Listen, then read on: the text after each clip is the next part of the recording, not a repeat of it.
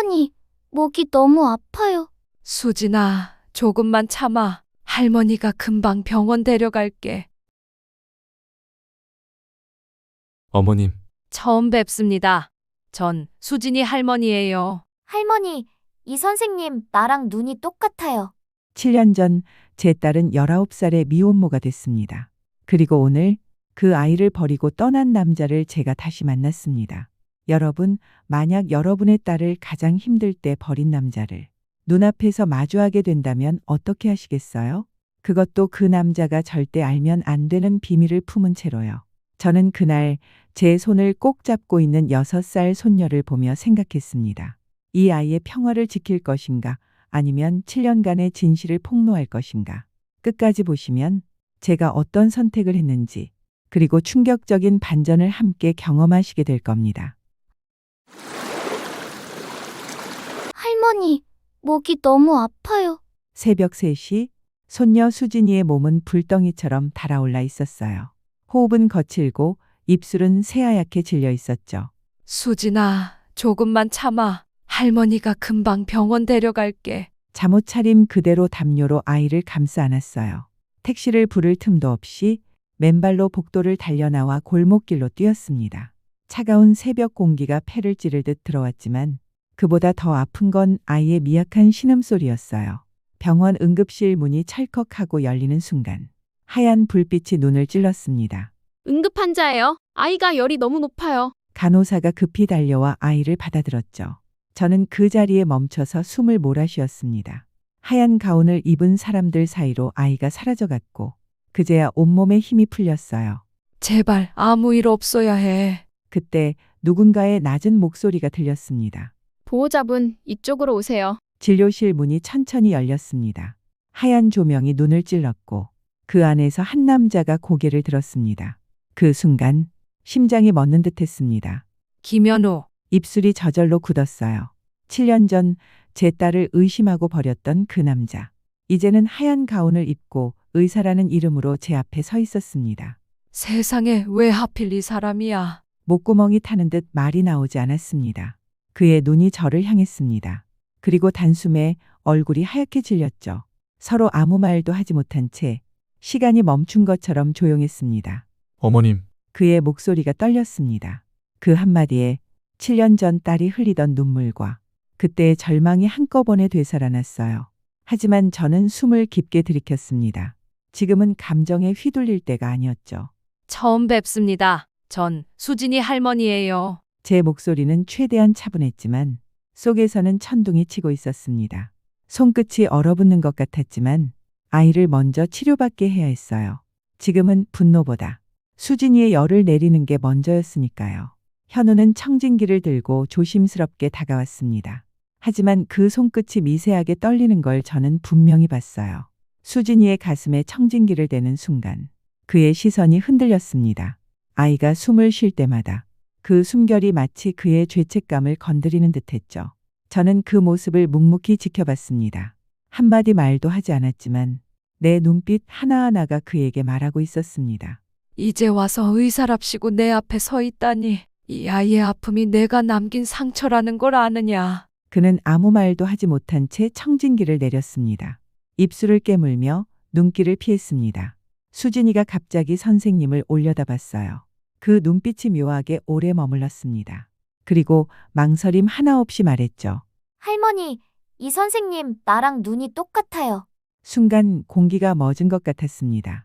제 심장이 크게 내려앉았어요.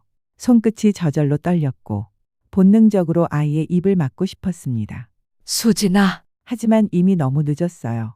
현우의 눈이 커졌고 그의 표정에 피가 스르르 가셨습니다. 현우는 천천히 수진이를 바라봤어요. 아이의 얼굴을 따라가던 그의 시선이 점점 제 쪽으로 옮겨왔습니다. 그 순간 눈빛 속에서 읽었어요. 설마 이 아이가 7년 동안 딸과 함께 숨기고 지켜온 비밀이 단 한순간에 무너질 것 같았습니다. 심장이 미친 듯이 뛰었어요. 안 돼. 들키면 안 돼. 절대 안 돼. 숨이 막혔고 손끝이 차갑게 식어갔습니다. 하지만 그때 현우의 눈에 눈물이 맺히는 걸 봤어요. 그 눈물은 놀람도 후회도 그리고 이미 모든 걸 알아버린 사람의 눈물이었습니다. 그 순간 저는 알았어요. 이 남자 이미 다 알고 있구나. 여러분, 제가 7년 전으로 돌아가 볼게요. 그때 저는 아직 세상 물정 모르는 딸아이의 어머니였습니다. 아이를 지켜야 한다는 마음 하나로 버텼던 그 시절의 제 자신을 아직도 생생히 기억해요. 그날의 공기, 그날의 두려움, 그리고 그날의 눈물까지 아직 제 가슴 속에 그대로 남아 있습니다. 2018년 봄이었어요. 햇살은 따뜻했는데 그날 우리 집 공기는 이상하게 싸늘했습니다. 학교에서 돌아온 딸 지은이의 얼굴이 창백했어요. 입술은 말라붙어 있었고 손끝이 덜덜 떨리고 있었죠. 엄마, 나 오늘 도둑으로 몰렸어. 순간 귀를 의심했습니다. 뭐라고? 지은이는 울음을 참으며 말했어요.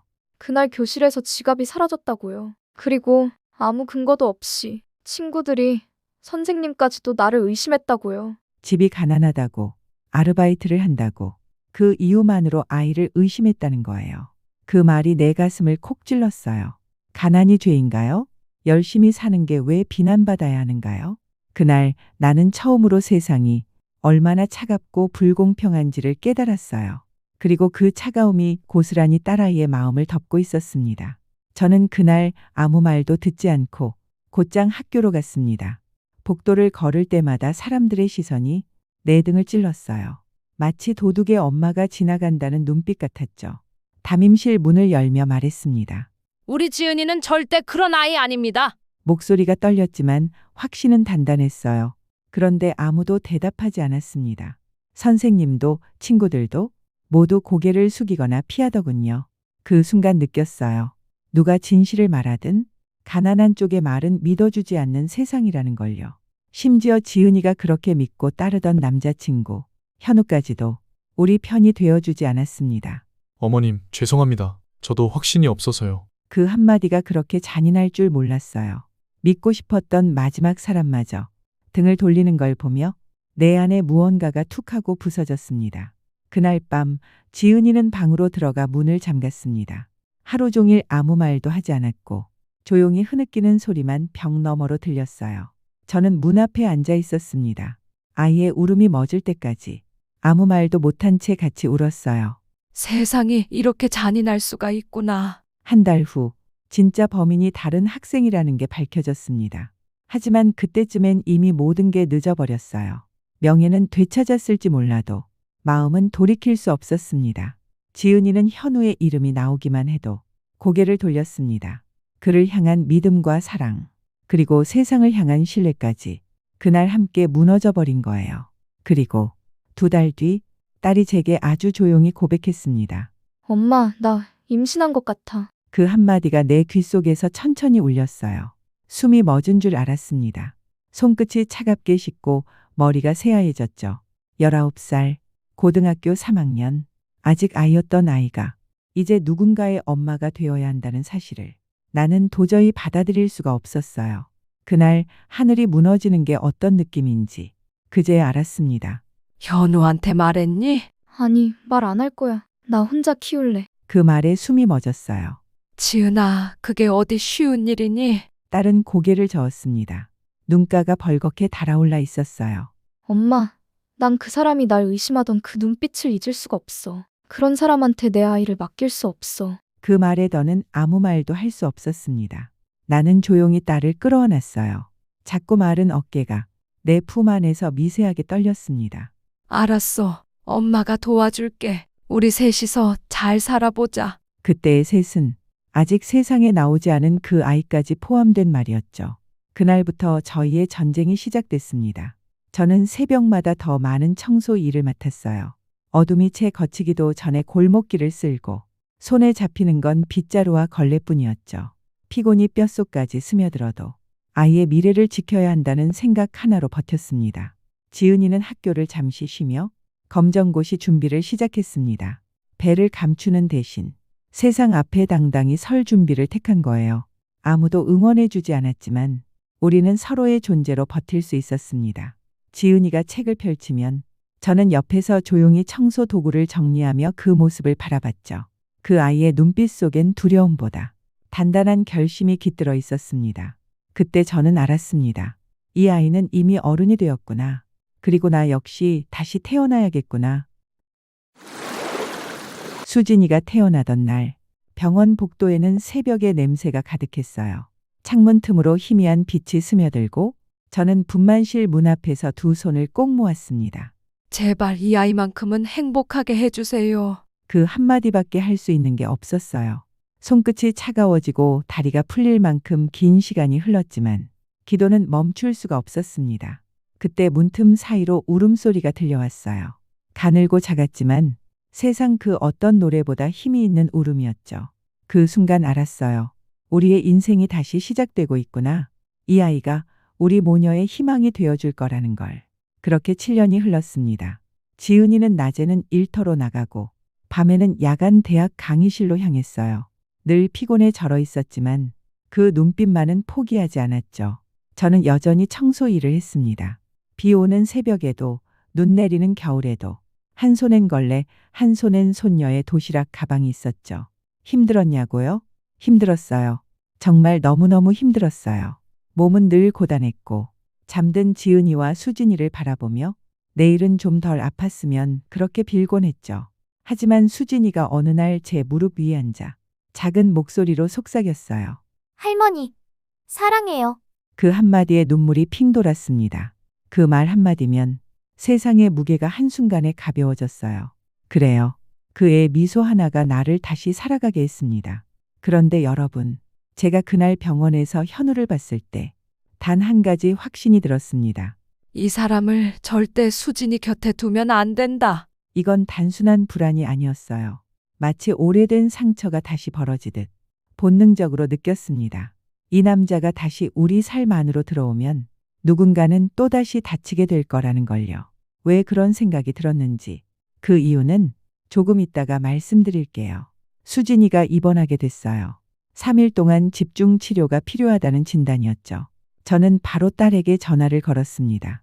지은아, 수진이 담당 의사가 현우야. 뭐라고요? 잠시 정적이 흘렀습니다. 그 짧은 침묵 사이로 전화기 너머에서 지은이의 숨이 거칠어지는 게 느껴졌어요. 엄마, 제가 갈게요. 제가 직접. 아니야, 넌 이래야지. 엄마, 제발. 그때 저는 목소리를 낮춰 단호히 말했습니다. 괜찮아. 엄마가 지킬게. 그 말은 약속이자 다시는 우리 딸이 울게 두지 않겠다는 다짐이었습니다. 그날부터 저는 현우를 철저히 경계했습니다. 수진이 병실에 오는 날이면 단 한 번도 자리를 비우지 않았어요.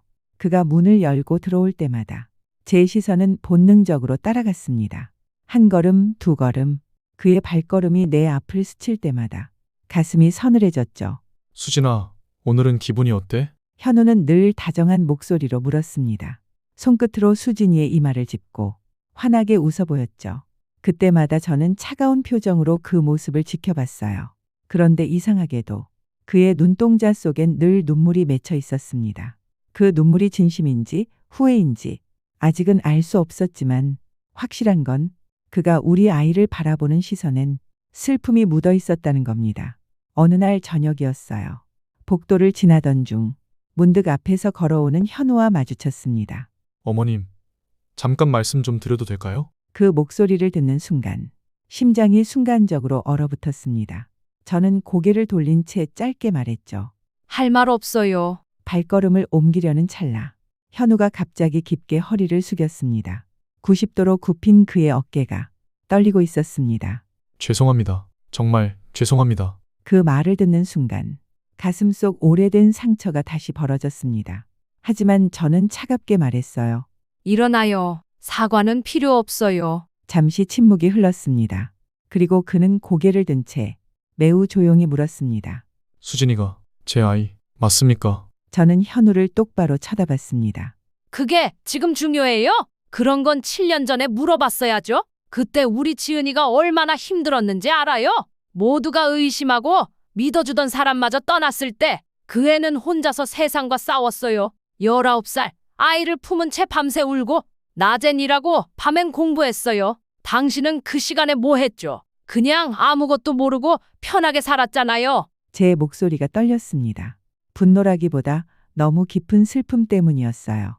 아이를 키운다는 건 말이에요. 그게 얼마나 힘든 일인지 그냥 고생했다는 말로는 설명이 안 돼요. 밤새 열이 떨어지길 빌면서 잠 한숨 못 자고 아픈 아이를 안고 새벽 응급실을 뛰어가고 분유값 아끼려고 자기 밥까지 굶던 그 시간들. 그게 엄마예요. 잠시 숨을 고르며 저는 현우를 똑바로 바라봤습니다. 당신은 그럴 자격도 그런 권리도 없어요. 제 목소리는 낮았지만 그 안에는 칼날 같은 분노가 담겨 있었죠. 현우는 고개를 들지 못했습니다. 손끝이 떨리고 어깨가 미세하게 흔들렸어요. 어머님, 저 정말 그의 목소리가 끊어졌습니다. 남은 말은 끝내 나오지 못했어요. 그만해요. 제 목소리가 생각보다 차분하게 나왔습니다. 수진이만 괜찮아지면 우린 갈 거예요. 다신 마주치지 맙시다. 그 말을 남기고 저는 병실 쪽으로 돌아섰습니다. 발걸음은 단호했지만 손끝이 미세하게 떨리고 있었어요. 문을 닫는 순간 심장이 크게 쿵 내려앉았습니다. 왜냐하면 저는 알고 있었거든요. 7년 전 그 지갑 도난 사건의 진실을. 여러분, 사실 저는 알고 있었어요. 7년 전 그 지갑을 훔친 사람이 현우라는 걸. 어떻게 알았냐고요?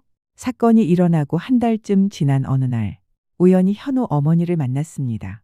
그분은 제 손을 꼭 잡더니 눈물을 뚝뚝 흘리며 이렇게 말했어요. 우리 현우가 그랬어요. 제발 비밀로 해주세요. 애가 의대를 가야 하는데 이 일로 인생 망치게 할 순 없잖아요. 그 순간 시간이 멈춘 것 같았습니다. 그분의 울음보다 더 서늘했던 건 그 말 속에 간절함이 아니라 이기심이었어요. 그날 저는 모든 진실을 알게 됐죠. 현우네 집이 부도가 나서 등록금이 없었다는 것. 현우가 어쩔 수 없었다며 지갑을 훔쳤다는 것. 그리고 자신을 지키기 위해 의심을 우리 지은이에게 돌렸다는 것. 저는 너무 화가 났지만 딸에게는 말하지 않았습니다. 알면 더 아플 거야. 차라리 모르는 게 나아. 그래서 저는 입을 다물기로 했어요. 솔직히 고백하자면 복수를 꿈꾸기도 했습니다. 속으로는 말했죠. 내 아들이 의사가 되는 것 그걸 지켜봐 주겠다. 하지만 내게는 평생 행복이란 없게 하리라. 내 손녀가 내 코앞에 있는데도 넌 평생 모르고 살아라. 잔인하게 들리겠지만 그게 딸을 지키기 위해 내가 택할 수 있었던 유일한 방법이었습니다. 근데 말이에요. 운명이라는 게 참 아이러니하죠. 그렇게 지켜보며 증오했던 사람이 7년 만에 다시 제 앞에 서 있을 줄이야. 세상은 잊을 만하면 꼭 가장 잔인한 방식으로 사람을 시험하더군요. 그때의 상처가 다 아물었다고 믿은 순간 운명은 다시 그 사람을 제 눈앞에 데려왔습니다. 이번 셋째 날이었어요. 수진이는 한결 나아졌지만 제 마음은 여전히 불안했습니다. 그날 오후 병실 문이 열리더니 현우가 또 들어왔어요. 손에는 과일 바구니가 들려 있었고 얼굴엔 익숙한 미소가 번졌죠. 그런데 이번엔 그 혼자가 아니었습니다. 현우야, 여기 있었구나. 아버지가 찾으시는데. 낯선 여자의 목소리, 곱게 묶은 머리, 단정한 원피스, 그리고 손에는 고가의 핸드백이 들려 있었죠. 그 여자는 현우의 약혼녀였습니다. 순간 병실의 공기가 싸늘해졌어요. 저는 아무 말도 하지 않은 채 그 여자의 시선을 피하지 않고 바라봤습니다. 그 여자를 본 그 순간 저는 확신했습니다. 아, 이 사람은 이미 다른 삶을 살고 있구나. 그렇다면 더더욱 내 손녀를 줄 수 없다. 그날 밤 저는 딸에게 전화했어요.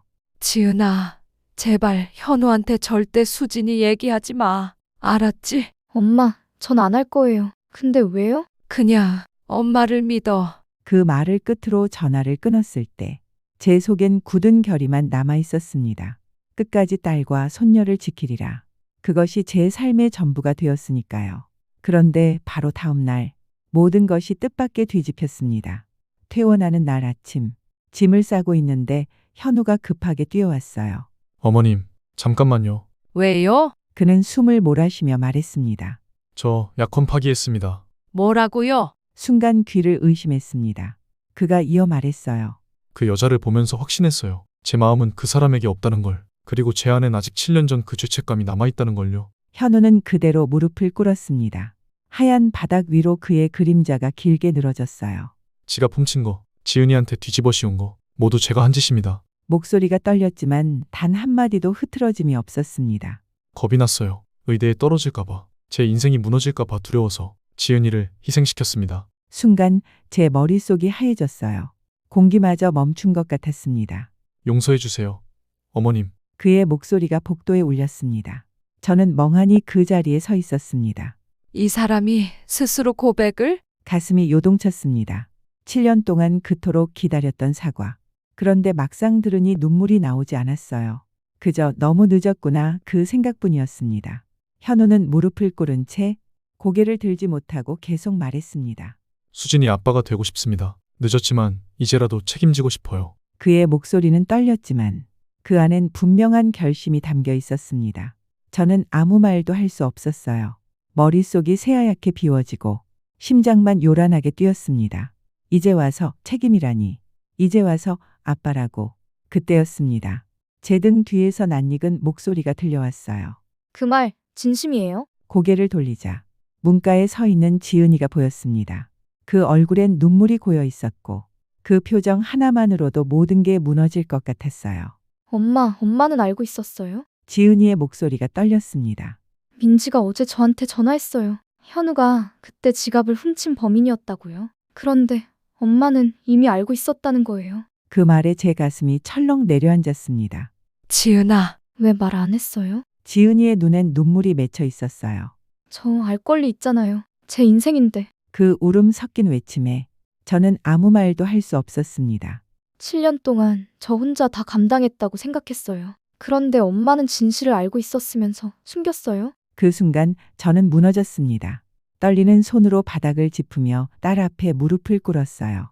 미안해, 지은아. 엄마가 잘못했어. 그냥 내가 더 아플까봐, 내가 무너질까봐 그랬어. 엄마는 그저 널 지키고 싶었어. 그게 내가 할 수 있는 전부였어. 그러자 지은이가 울면서 저를 꼭 안았습니다.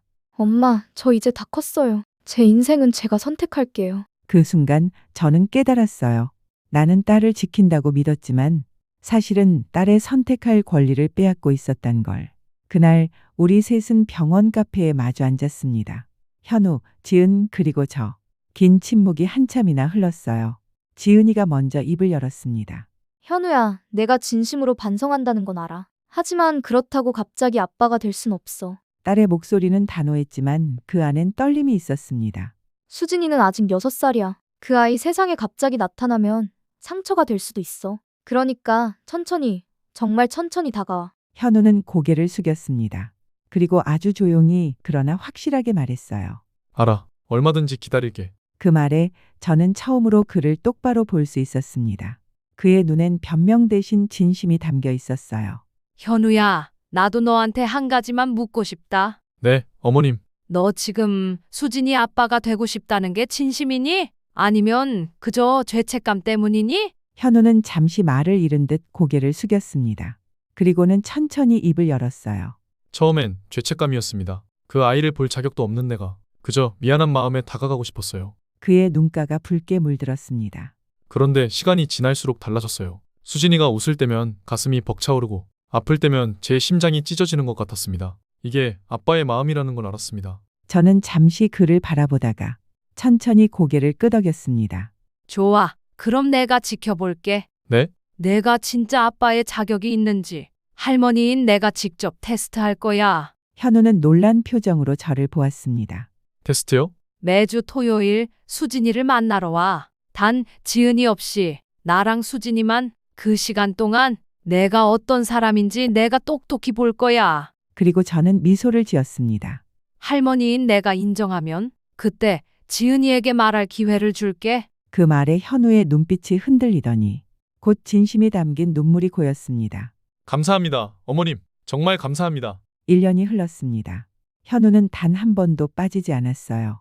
비가 오든 눈이 내리든 환자가 몰려눕고 뜰 새가 없어도 토요일이면 어김없이 수진이를 찾아왔습니다. 공원에 가면 그네를 타며 웃는 수진이 옆에서 현우가 늘 조심스레 걸음을 맞췄죠. 선생님, 더 밀어주세요. 좋아. 하늘까지 간다. 둘의 웃음소리가 멀리서도 들렸습니다. 책을 읽어주고 그림을 그려주고 비 오는 날엔 함께 비를 맞으며 뛰었죠. 저는 벤치에 앉아 그 모습을 지켜봤습니다. 한때 미움의 대상이었던 그 사람이 이제는 아이의 세상에 따뜻한 그림자처럼 자리하고 있었어요. 그 모습이 낯설었지만 이상하게 마음이 편했습니다. 할머니, 선생님 좋은 사람 같아요? 수진이가 그네에서 뛰어내리며 말했습니다. 그래? 수진이는 선생님이 좋아? 제가 웃으며 묻자 아이가 눈을 반짝이며 대답했어요. 네, 엄청 재밌어요. 그 말에 저도 모르게 미소가 번졌습니다. 멀리서 그 말을 들은 현우는 잠시 걸음을 멈추더니 조용히 고개를 숙였습니다. 바람이 살짝 불어와 세 사람의 머리카락이 함께 흔들렸어요. 그 순간 저는 알았죠. 비록 세상에 늦은 진심이지만 그 진심이 누군가의 마음을 따뜻하게 바꿀 수 있다는 걸. 어느 날 현우가 조심스럽게 물었습니다. 어머님, 제가 시험에 합격했을까요? 그 질문에 저는 한참을 말없이 있었습니다. 바깥에선 아이들 웃음소리가 멀리서 들려왔고 제 심장에서는 오래전의 무거운 기억들이 조용히 일렁였어요. 마침내 저는 천천히 입을 열었습니다. 현우야, 사실 내가 너한테 너무 잔인했던 것 같아. 그의 눈이 커졌습니다. 아니에요, 어머님. 아닙니다. 저는 고개를 저으며 이어 말했습니다. 아니야, 나는 복수하려고 했어. 내가 평생 손녀를 모르고 살게 하려 했지. 그게 딸을 지키는 길이라고 생각했거든. 숨을 크게 들이켰다가 내쉬며 저는 고백했습니다. 그런데 내가 틀렸어. 지켜야 할 건 딸이 아니라 딸의 행복이었어. 그 말에 현우는 고개를 떨구었고 눈빛에선 오래된 죄책감과 새로운 다짐이 동시에 비쳤습니다. 그 순간 저는 어쩐지 마음 한켠이 가벼워지는 걸 느꼈습니다. 현우의 눈에 눈물이 맺혔습니다. 어머님, 저는 미소를 지으며 말했습니다. 그래, 넌 합격이야. 이제 지은이에게 가서 말해봐. 당당하게. 그날 저녁 우리는 처음으로 네 사람이 한자리에 앉아 저녁을 먹었습니다. 지은, 현우, 수진, 그리고 나. 식탁 위엔 따뜻한 국 냄새와 함께 묘한 평화가 흘렀어요. 그때 수진이가 물었습니다. 할머니, 선생님이 자꾸 우리랑 같이 있으면 선생님이 우리 가족이 되는 거예요? 저는 현우를 보고 다시 지은이를 봤습니다. 수진아, 가족이라는 건 말이야. 피로 이어지는 게 아니라 마음으로 만들어지는 거란다. 잠시 침묵이 흘렀습니다. 그때 현우가 조심스레 손을 내밀며 말했어요. 수진아, 나 앞으로 자주 올 건데 괜찮을까? 수진이는 잠시 생각하더니 환하게 웃으며 고개를 끄덕였어요. 네, 선생님이 오면 좋아요. 그 순간 누구도 울지 않았지만 모두의 눈이 조금씩 젖어 있었습니다. 현우의 눈에서 눈물이 주르륵 흘러내렸습니다. 그럼 정말 좋지. 그의 목소리는 떨렸지만 그 안에는 지난 세월의 후회와 새로 피어난 따뜻함이 섞여 있었어요. 저는 그 모습을 바라보며 조용히 눈물을 닦았습니다. 가슴이 이상하게 벅차올랐죠. 그래, 이게 맞는 거야. 이게 진짜 행복이야. 창밖에는 봄바람이 불고 식탁 위에는 수진이의 웃음이 맴돌았습니다. 그날 밤 우리는 진짜 가족이 되어가고 있었습니다. 여러분, 할머니의 시선에서 본 이 이야기 어떠셨나요? 저는 딸을 지키려 했지만 결국 딸의 행복을 가로막고 있었어요. 복수도 해보고 미워도 해봤지만 가족이란 건 결국 용서하고 다시 시작할 수 있는 사람들이더라고요. 현우가 진범이었다는 반전, 그리고 제가 이미 알고 있었다는 이중반전. 놀라셨죠? 여러분이라면 할머니의 입장에서 어떤 선택을 하셨을까요? 댓글로 여러분의 생각을 꼭 들려주세요. 그리고 이런 감동적인 가족 이야기가 더 보고 싶으시다면 구독과 좋아요 그리고 알림 설정까지 부탁드려요. 할머니의 시선으로 본 세상. 다음 이야기에서 또 만나요.